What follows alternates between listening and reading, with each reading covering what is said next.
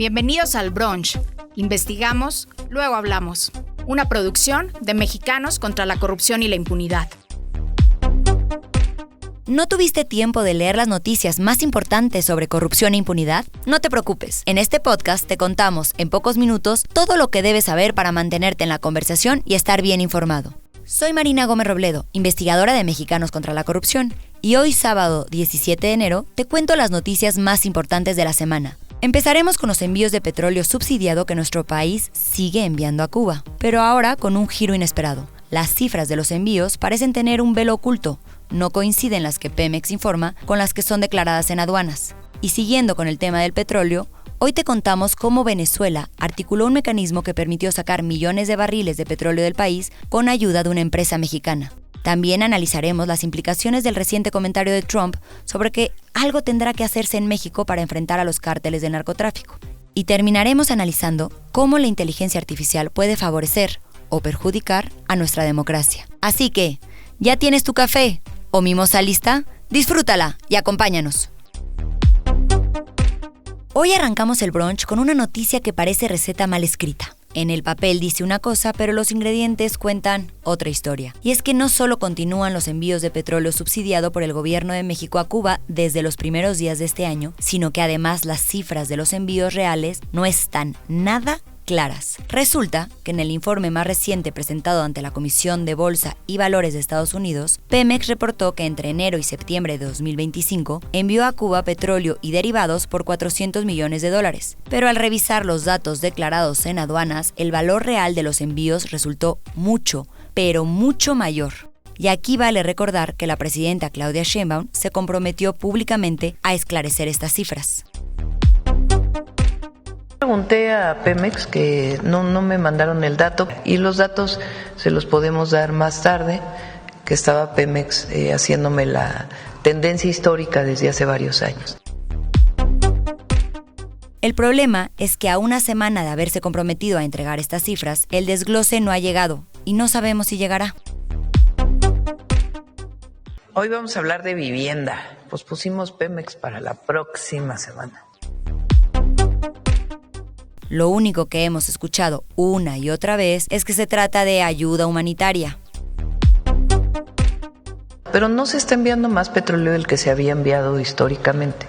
No hay un envío particular. Durante muchos años se ha enviado petróleo a Cuba por distintas razones. Unas son contratos, otras son ayuda humanitaria. Mientras tanto, la deuda de Pemex sigue creciendo como pan mal fermentado. Para hablarnos de este tema nos acompaña Verónica Ayala, periodista de Mexicanos contra la Corrupción y la Impunidad. Adelante, Verónica, te escuchamos. En esta última investigación revelamos que Petróleos Mexicanos ha reportado ante la Comisión de Bolsa y Valores de Estados Unidos, la SEC, solo un 13% del valor de las exportaciones de petróleo crudo y productos derivados a Cuba que declaró ante aduanas en 2025. De acuerdo con el más reciente informe presentado ante la SEC en diciembre pasado, Pemex reportó que los hidrocarburos exportados a Cuba a través de su filial Gasolinas Bienestar en los primeros 9 meses del año pasado, hasta el 30 de septiembre de 2025, sumaron un monto de $400 millones. Sin embargo, la información reportada por las propias autoridades mexicanas ante aduanas revela que el gobierno mexicano envió en ese mismo periodo, de enero a septiembre, petróleo y derivados, principalmente combustibles, con un valor de más de $3,048 millones. Estos datos se desprenden de herramientas de comercio exterior consultadas por MSCI como ImportKey y VeriTrade, que concentran datos de exportaciones e importaciones a nivel internacional y que dan cuenta de 60 envíos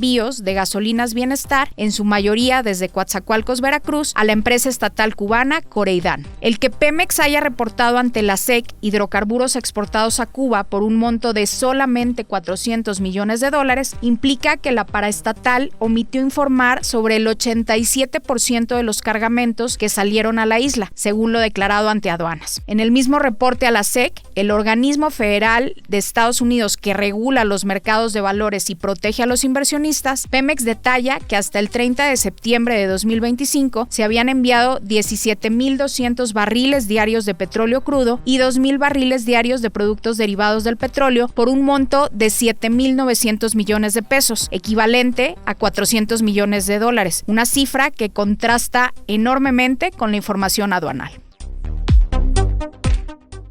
Gracias, Vero. Lo que queda claro es que aquí no estamos hablando solo de solidaridad internacional, sino de opacidad, de cuentas que no cierran y de decisiones que no se explican. Y ojo, México no es el único país que ha usado el esquema del intercambio humanitario como mantel para cubrir operaciones poco claras. Bajo ese mismo argumento, Venezuela articuló un mecanismo que permitió sacar millones de barriles de petróleo del país, aun cuando estaba sometido a un régimen severo de sanciones internacionales. Para ponerlo en contexto, el bloqueo económico de Estados Unidos al petróleo venezolano implica sanciones que impiden que Venezuela venda libremente su crudo y como el petróleo es su principal fuente de ingresos, el impacto ha sido directo: menos dinero, menos importaciones y una crisis aún más profunda. En ese escenario, el régimen de Nicolás Maduro recurrió a una empresa mexicana para sacar y comercializar petróleo. El acuerdo se presentó como un canje de petróleo por alimentos, pero mientras el combustible se revendió en el extranjero, el suministro de alimentos quedó, en buena medida, solo en el papel. Para hablarnos de esto nos acompaña Valeria Durán, periodista de Mexicanos contra la Corrupción y la Impunidad. Hay una empresa mexicana que le sirvió a Venezuela para sacar millones de barriles de petróleo del país en pleno régimen de sanciones internacionales. Todo esto disfrazado de un intercambio humanitario.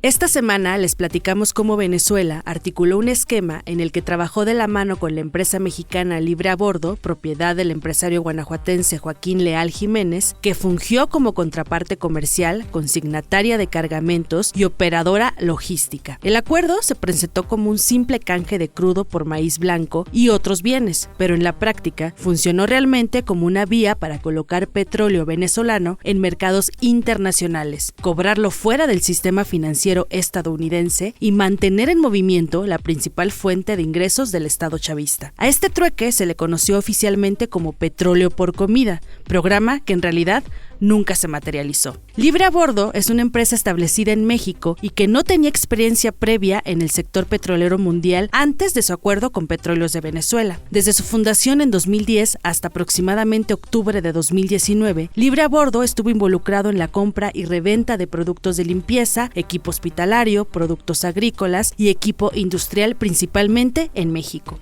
Una orden ejecutiva del Departamento del Tesoro de los Estados Unidos reveló que Libre a Bordo acordó con Petróleos de Venezuela la reventa de una cantidad significativa de petróleo crudo en un esquema para evadir las sanciones estadounidenses. La intervención de la empresa mexicana se tradujo en que para enero de 2020, Libre a Bordo y otra compañía representaron solamente el 3% de las exportaciones de Petróleos de Venezuela, pero para abril de 2020, es decir, menos de 4 meses después, esa cifra aumentó a 40% de las exportaciones de Petróleos de Venezuela aproximadamente. Los documentos oficiales obtenidos por Mexicanos contra la Corrupción contienen facturas emitidas por empresas navieras con sede en Liberia, Malta y Grecia que documentan pagos anticipados de millones de euros realizados por Libre a Bordo para el arrendamiento de buques. Estos documentos muestran que la empresa mexicana no solo recibía petróleo, sino que financiaba activamente la logística del transporte, integrándose de lleno en la cadena internacional de exportación y reventa. Mientras el componente alimentario quedó plasmado en contratos y garantías, el petróleo salió, se facturó y se revendió. Este reportaje nos permite reconstruir paso a paso cómo funciona esta trama de petróleos por alimentos con Libre a Bordo como eje del engranaje. Gracias, Valeria. Casos distintos, países distintos, pero vale la pena cuestionarnos: ¿ayuda humanitaria o receta secreta? Y hablando de Venezuela, la reciente intervención del gobierno estadounidense en territorio venezolano dio pie a una fuerte declaración del presidente de Estados Unidos, Donald Trump, quien dijo que algo habría que hacer con México para enfrentar a los cárteles del narcotráfico. By the way, you have to do something with Mexico. Mexico has to get their act together because they're pouring through Mexico and we're going to have to do something. We'd love Mexico to do it. They're capable of doing it. But unfortunately, the cartels are very strong in Mexico.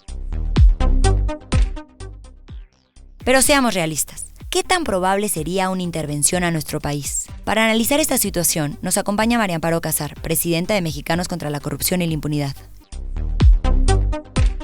Con todo, la presidenta Sheinbaum ha podido contener o mantener el conflicto con Estados Unidos en niveles razonables y lo ha hecho actuando o cediendo en muchos ámbitos. La entrega de narcotraficantes importantes, el cambio de la política de abrazos no balazos por una de combate al crimen organizado, la destrucción de laboratorios, la cooperación acordada con Estados Unidos y una política severa en materia migratoria. ¿Es esto suficiente? Aparentemente no. Y lo peor, no sabemos qué es suficiente para Trump, porque si algo se puede decir del presidente de Estados Unidos es que va de ocurrencia en ocurrencia y que no está dispuesto a someterse a ningún marco de derecho internacional y que los asuntos como la soberanía ni le van ni le vienen. Hay algunas exigencias más que Sheinbaum no ha querido o no ha podido solventar.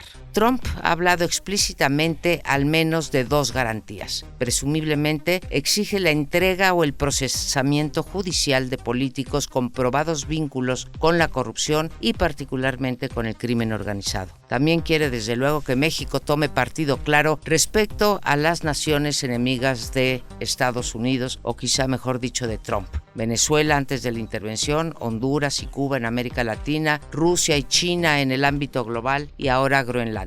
De cara a la nación, Sheinbaum insiste en un discurso centrado en la soberanía y en el mejor de los casos en una especie de actuación pactada, aunque ha dicho que México puede solo. Trump, de cara a su nación y más allá de mostrar un discurso de respeto a la persona de la presidenta, ha insistido una y otra vez en que no es ella quien gobierna y que quien tiene el control es el crimen organizado. No por responder a las exigencias de Trump, sino por convicción, por conveniencia propia y por los méritos del caso, Sheinbaum debería revisar la política de impunidad frente a los morenistas insertados o ligados a su gobierno, gobernadores, autoridades locales, servidores públicos, integrantes de su partido. También podría aprovechar para modificar algunas cosas que no necesariamente exige Trump, pero que pondrían a México en una mejor posición frente al gobierno de Estados Unidos en la próxima negociación del Tratado de Libre Comercio. No podemos olvidar que muchos de los cambios constitucionales promovidos y aprobados en este y el sexenio anterior son violatorios de ese tratado y que seguramente serán invocados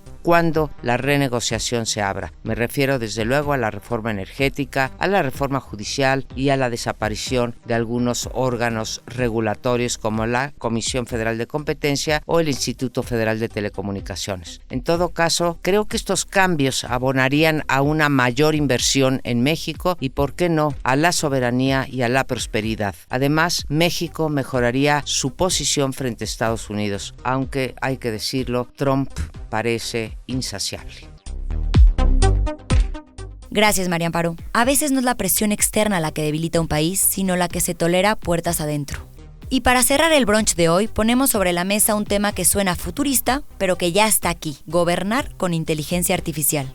A ver, la inteligencia artificial tiene un enorme potencial: automatizar servicios públicos, mejorar decisiones, detectar fraudes, personalizar políticas, pero también trae riesgos: datos sesgados, falta de transparencia, dependencia excesiva, brechas digitales y errores que pueden erosionar la confianza pública. Todo esto se agrava en gobiernos con sistemas obsoletos, presupuestos ajustados, datos de mala calidad y altas exigencias de rendición de cuentas. Para hablar de este tema nos acompaña Hugo Maguey, periodista especializado en inteligencia artificial.